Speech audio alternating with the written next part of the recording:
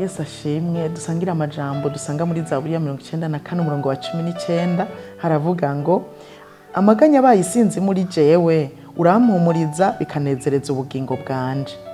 Dusangira ijambo rivuga ngo guhumurizwa n'Imana.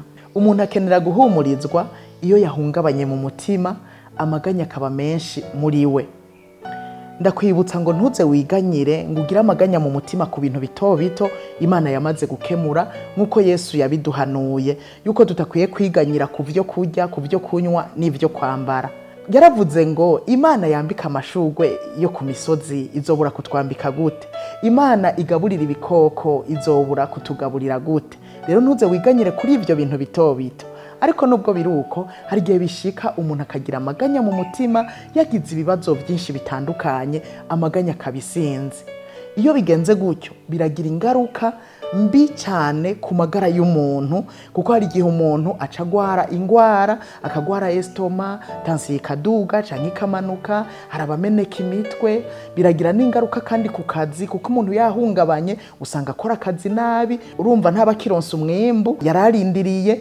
Hari igihe bigira ingaruka kuba mukikuje, ugasanga umuvyeyi yashavuye ariko akubita abana, umugabo agakubita umugore, biragira ingaruka mbi cyane.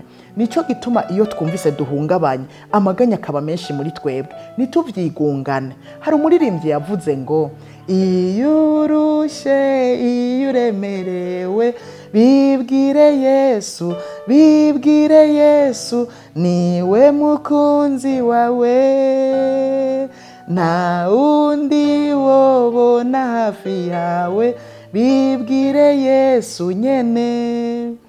Urushe mu mutima, aho wahungabanye nyene ukagira amaganya menshi, bibwire Yesu, nta wundi wobona hafi yawe, ni nawe mukunzi agukunda ibihe byose. Rero bimubwire mu buryo bwo gusenga no kwinginga no gukenguruka, nk'uko Pawulo yavyandikiye abi Filipi. Niho amahoro ava ku Mana aruta uko yomenywa n'umuntu wese, azocaza agashibamira umutima wawe muri Kristo Yesu. Kubw'ivyo rero ntuvyigungane, bimubwire. Petero nawe yarandikiye ishengero aravuga ngo muyikorera amaganya yanyu yose kuko ibababara. Imana iratubabaye, niwigungana amaganya yawe irakubabaye. Bugira babari bonye wuzuyemwe amaganya kandi arindiriye ngo bimubwire. Icyo kugomba ko gusa no kubimubwira, nawe agacamenya icyo yikorera, akaguha amahoro ava kuri we, hanyuma ukumva urahumurijwe. Nuwanditse Zaburi ya 55 umurongo wa 22 yaranditse aravuga ngo ukorere uhoraho umutwaro wawe, nawe azokuramira, ntazokwigera akundira umugororotsi kunyiganyizwa.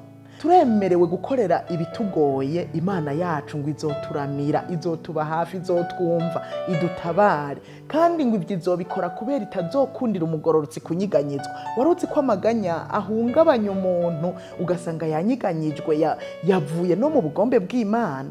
Bikorera Imana bitarakunyiganyiza, bimubwire bitarakurusha. Si ico gusa, ikindi gikwiye gutuma ubwira ibikugoye Imana, wewe mu nkomezi zawe ntaco ushobora guhindura.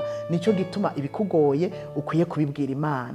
Nuko rero wewe ufise amaganya mu mutima, bibwire Yesu, niwe mukunzi wawe, niwe ari hafi yawe kurusumba abandi bose. Imana iraduhumuriza gusumba abandi. Umubwire vyose. Yesu aguheza.